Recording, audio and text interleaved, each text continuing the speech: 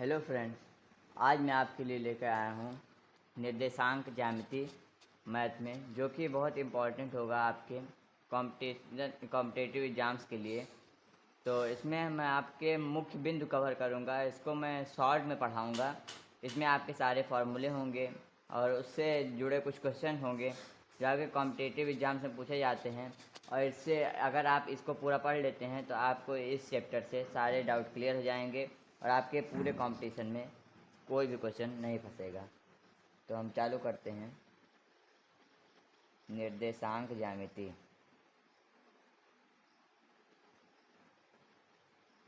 निर्देशांक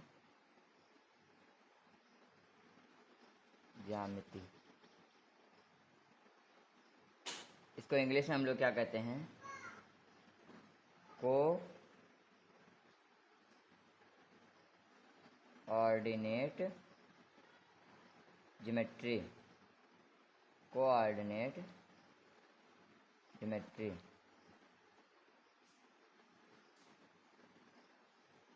ओके, तो हम शुरू करते हैं निर्देशांक ज्यामिति। तो इसकी परिभाषा हम पहले देख लेते हैं। परिभाषा क्या होती है इसकी, देखिए आप लोग। इसकी परिभाषा क्या होती है? निर्देशांक ज्यामिति, निर्देशांक ज्यामिति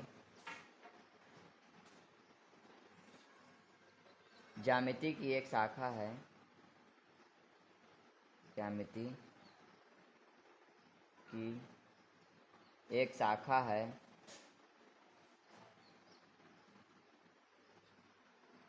जिसके तहत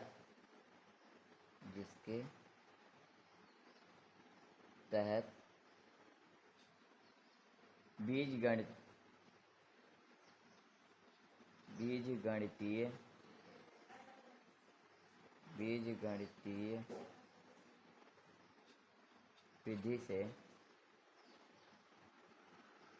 विधि से द्विविमीय एवं त्रिविमीय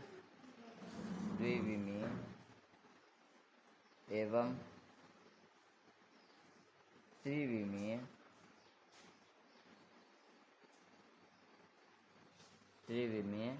ज्यामितीय आकृतियों का क्षेत्रफल, ज्यामितीय आकृतियों का क्षेत्रफल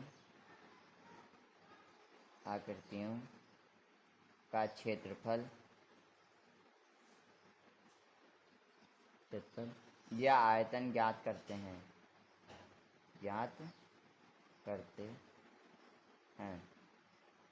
तो ये ज्यामिति की निर्देशांक ज्यामिति की परिभाषा हो गई है। निर्देशांक ज्यामिति की एक शाखा है जिसके तहत बीजगणितीय विधि से द्विविमीय एवं त्रिविमीय यानी कि 2 डायमेंशनल एंड 3 डायमेंशनल ज्यामितीय आकृतियों का क्षेत्रफल या आयतन ज्ञात करते हैं। क्षेत्रफल या आयतन ज्ञात करते हैं। तो इसके अंदर हम देखते हैं कौन कौन से इंपॉर्टेंट फार्मूले हैं जो हमें पढ़ना है, जिससे रिलेटेड क्वेश्चन हमारे कॉम्पिटिटिव एग्जाम्स में पूछे जाते हैं। तो इसमें हम पढ़ेंगे दो बिंदुओं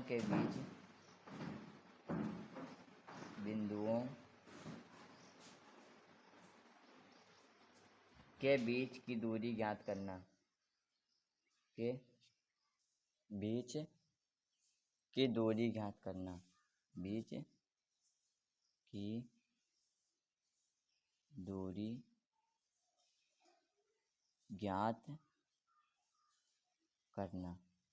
तो इसका हम सूत्र देखते हैं क्या होता है। तो माना दो बिंदु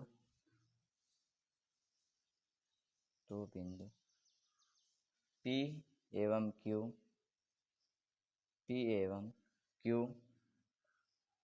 इनके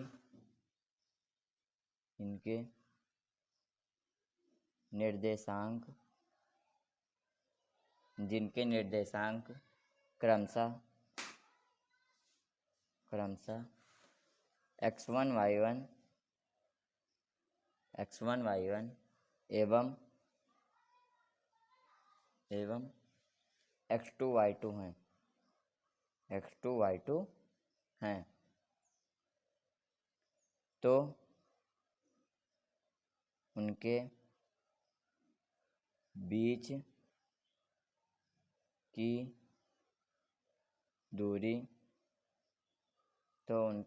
दूरी देखिए क्या हो जाएगी। उनके बीच की दूरी हो जाएगी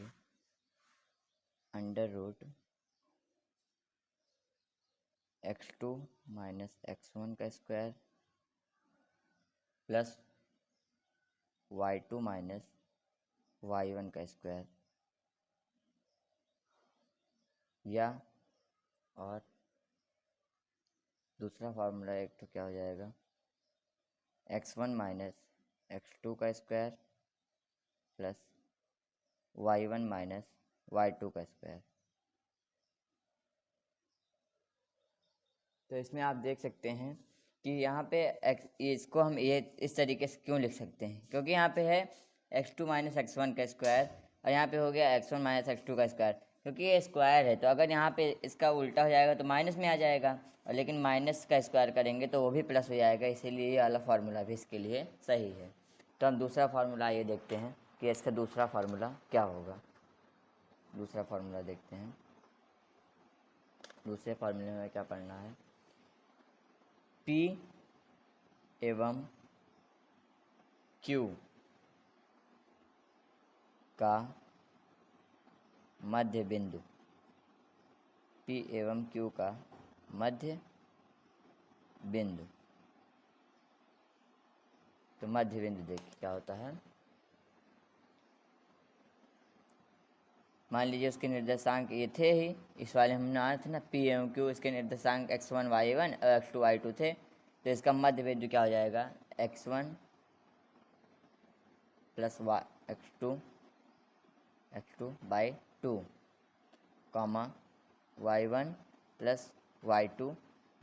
तो ये इसके मध्य बिंदु के निर्देशांक हो जाएंगे x1 प्लस x2/2 और कॉमा y1 प्लस y2/2। तो ये हमारा दूसरा फार्मूला हो गया।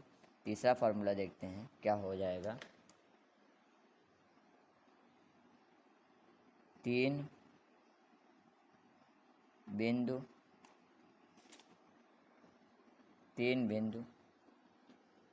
PQR जिनके निर्देशांक PQ और R जिनके निर्देशांक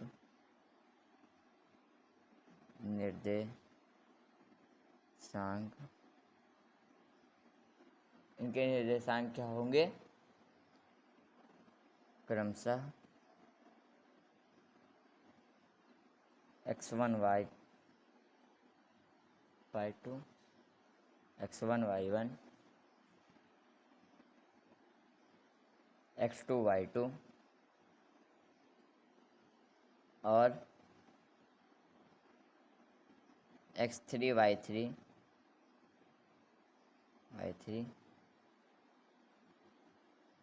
के संरेखीय होने का प्रतिबंध क्या है। संरेखीय होने का प्रतिबंध देखते हैं क्या होता है। संरेखीय होने का प्रतिबंध हो जाएगा 1/2 ब्रैकेट में x1 y2 minus x2 y1 plus x2 y3 minus x3 y2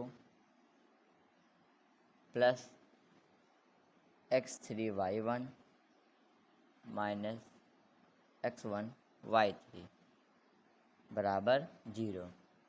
तो जब ये इक्वेशन आपका बराबर 0 के हो जाएगा तो ये संरेख हो जाएंगे। तो चौथा फार्मूला देखते हैं क्या होता है। चौथा फार्मूला देखते हैं। एक क्षैतिज रेखा, एक क्षैतिज रेखा, एक क्षैतिज रेखा का समीकरण, एक क्षैतिज रेखा का समीकरण जो दो बिंदुओं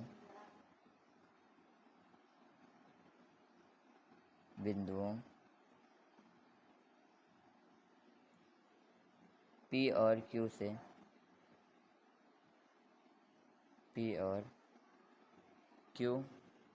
से गुजरती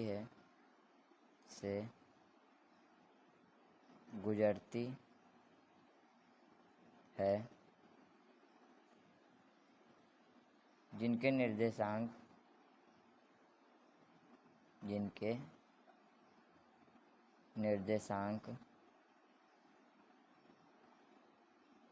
निर्देशांक क्रमशः x1 y1 और x2 y2 हैं। तो इसका क्या हो जाएगा फार्मूला, देखिए आप लोग। y माइनस y1, इसका समीकरण हो जाएगा y1 minus y2 upon x1 minus x2 bracket में x माइनस x1। तो ये इसका समीकरण हो जाएगा। यहाँ y1 minus y2 upon x1 minus x2 क्या है, ढाल है, ढाल है। ठीक, तो इतना हो गया है आपके 4 फार्मूले। आगे देखते हैं अगला फार्मूला। सरल रेखा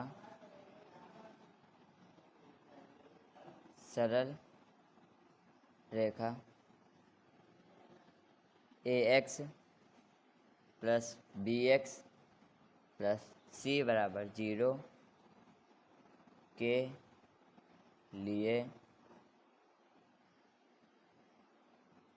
ढाल या प्रवणता को ही हम ढाल भी कहते हैं। प्रवणता का व्यापक रूप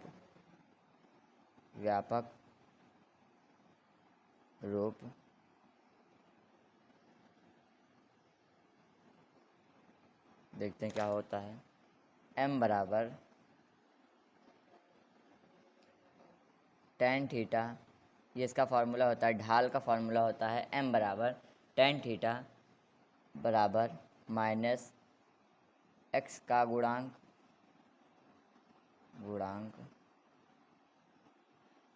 बटे y का गुणांक। तो ये इसका फार्मूला हो गया। अब अगला फार्मूला पे हम नज़र डालते हैं, जो है छठवां फार्मूला है। यदि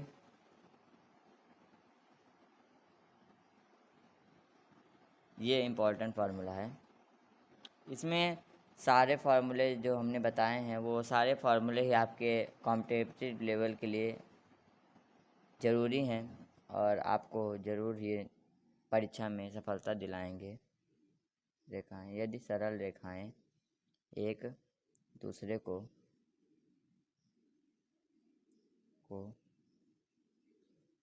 काटती हैं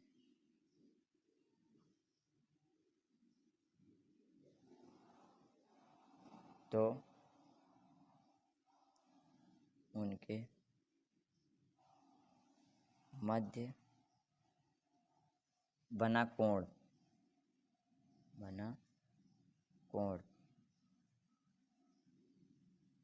तो इसका फार्मूला होता है थीटा बराबर tan इनवर्स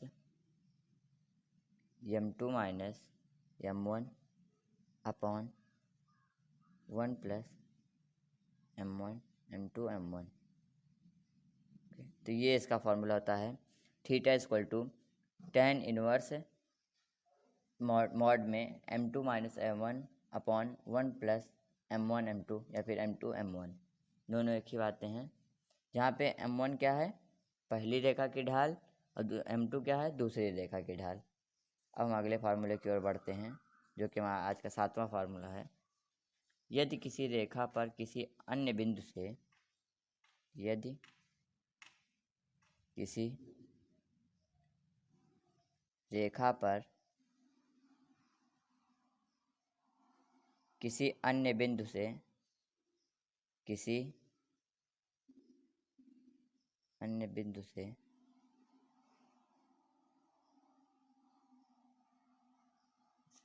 डाले गए लंब की लंबाई डाले गए लंब की लंबाई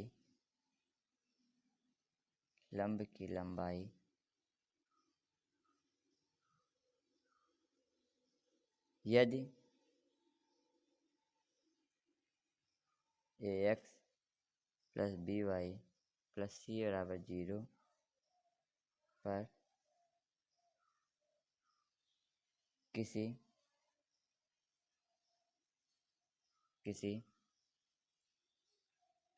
बिंदु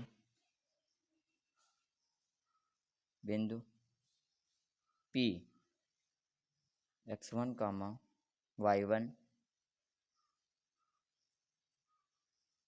में डाले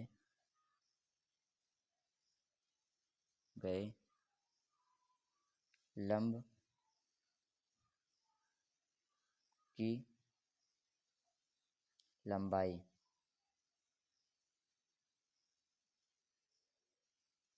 तो लंब की लंबाई क्या हो जाएगी,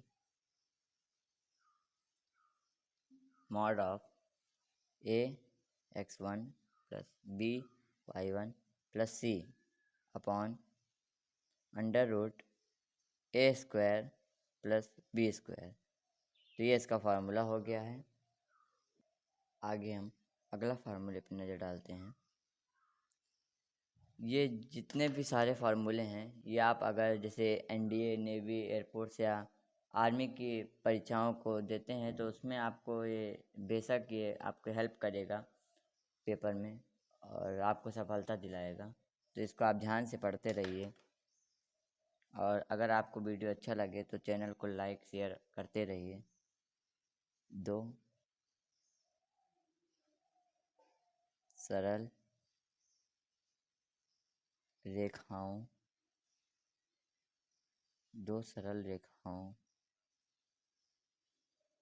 के एक दूसरे के लंबवत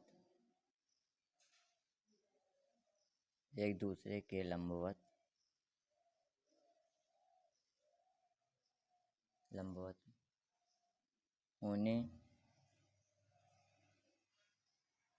का प्रतिबंध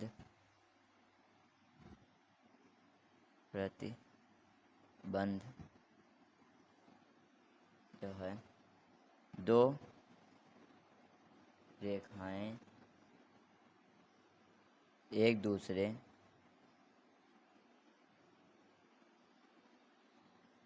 दूसरे के लंबवत होंगी यदि उनके ढालों या प्रवणताओं, जिसको हम कहते हैं ढालों का गुणनफल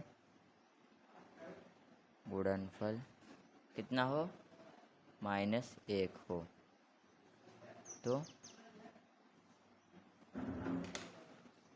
तो m1 इंटू m2 बराबर -1। तो अगले फार्मूले की ओर बढ़ते हैं हम लोग। अगला फार्मूला क्या है, यदि दोनों सरल रेखाओं का यदि दोनों सरल रेखाओं का दोनों सरल रेखाओं का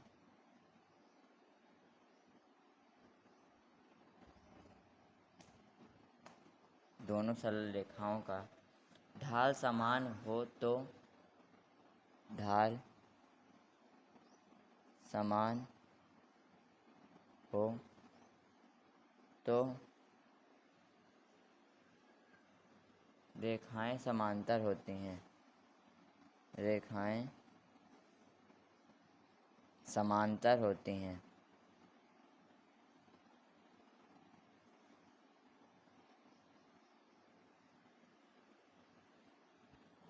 अर्थात इसका मतलब क्या है, m1/m2 बराबर 1 और m1 बराबर m2।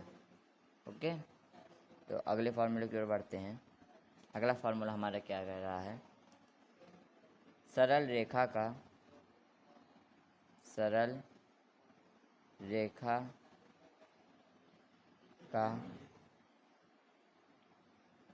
अंतःखंड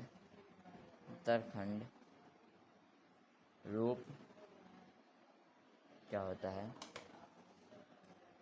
अंतःखंड रूप x/a प्लस y/b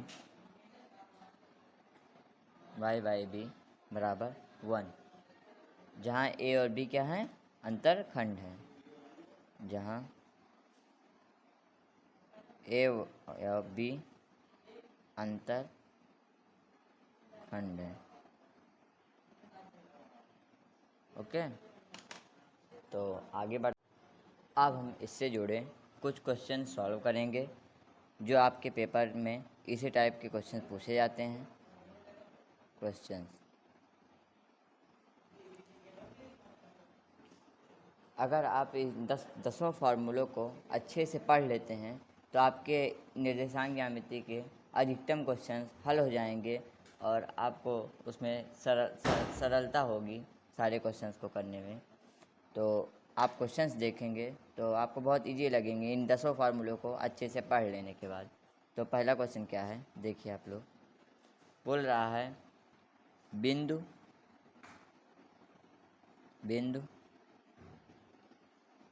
3,5 एवं 5,3 के मध्य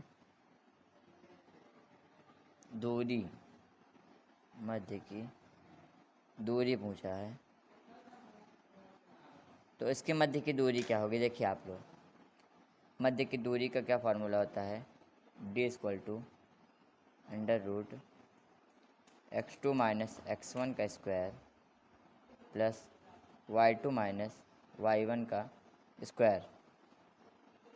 तो d बराबर √5 - 3 का स्क्वायर प्लस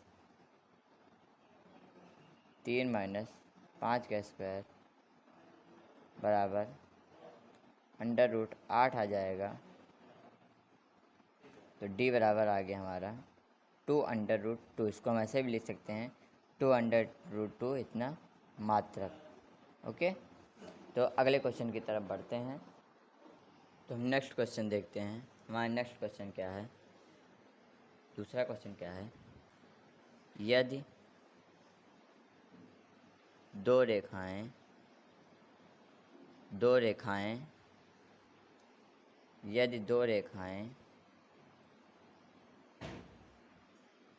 जिनके ढाल क्रमशः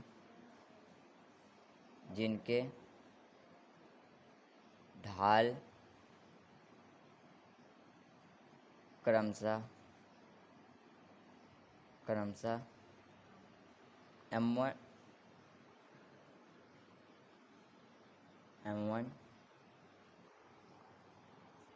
ढाल क्रमशः 2/3 व -3/2 हैं, तो रेखाएं होंगी, रेखाएं होंगी। तो आपको ये चेक करना है कि ये रेखाएं लंबवत होंगी या समांतर होंगी या किसी कोण पर झुकी होंगी। तो हम अगर समांतर के लिए देखते हैं तो समांतर के लिए हमने क्या पढ़ा था? समांतर के लिए हमने पढ़ा था m1 बराबर m2। तो m1 बराबर m2 तो हमारा है नहीं, तो ये समांतर हो नहीं सकता। हम लंबवत के लिए देखेंगे, दोनों रेखाएं लंबवत। तो लंबवत के लिए क्या होता है? m1 इंटू m2 बराबर -1। तो देखते हैं 2/3 इंटू -3/2 कट जाएगा तो बराबर -1 आ गया। अतः ये रेखाएं क्या होंगी? लंबवत होंगी। ओके, तो अगला क्वेश्चन, हम अगले क्वेश्चन की तरफ बढ़ते हैं। अगला क्वेश्चन देखते हैं, तीसरा क्वेश्चन। उस रेखा का समीकरण क्या होगा? का समीकरण क्या होगा?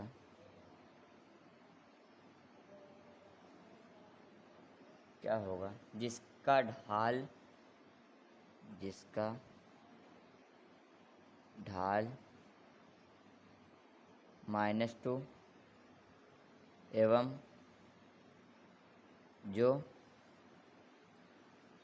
बिंदु ये से गुजरती है, बिंदु दिए गए बिंदु से गुजरती है, बिंदु -7, -4 से गुजरती है।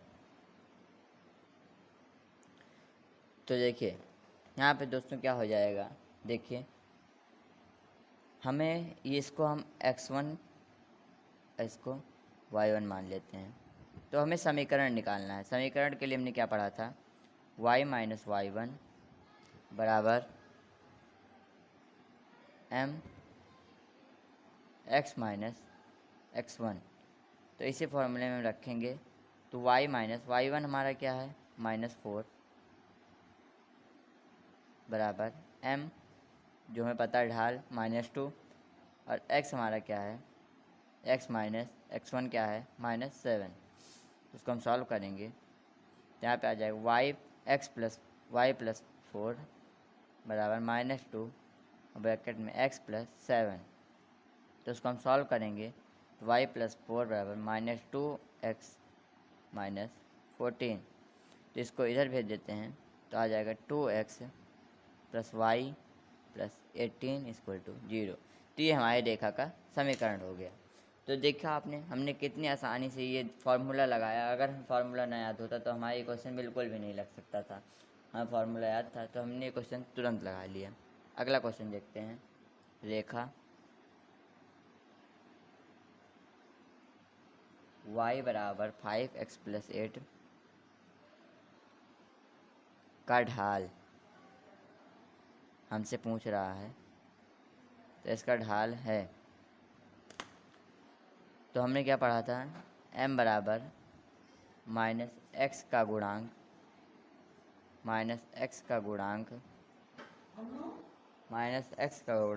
अपॉन y का गुणांक। तो इसमें हमें एक बात का ध्यान देना है कि हमें पहले समीकरण में सारे चीज़ों को एक ही पक्ष में भेज लेना है। तो हम इसको ऐसे लिख सकते हैं +8 - y बराबर 0। तो इसका ये हो गया है। अब इसका हम प्रवणता निकाल लेते हैं। प्रवणता है ढाल m बराबर -x का गुणांक तो -5 अपॉन y का गुणांक क्या है? -1। तो -1 ये कट गया है, 5 आ गया है। तो इससे हमारे इस रेखा का ढाल क्या आ गया है? m बराबर 5। ओके, तो हम इसका अगला क्वेश्चन सॉल्व करते हैं। जो हमारा क्वेश्चन क्या है देख सकते हैं आप लोग। वह समीकरण, 5वां क्वेश्चन क्या है? वह समीकरण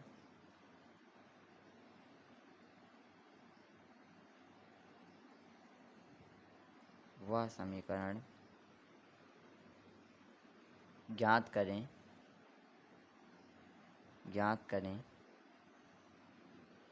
जिसके अंतःखंड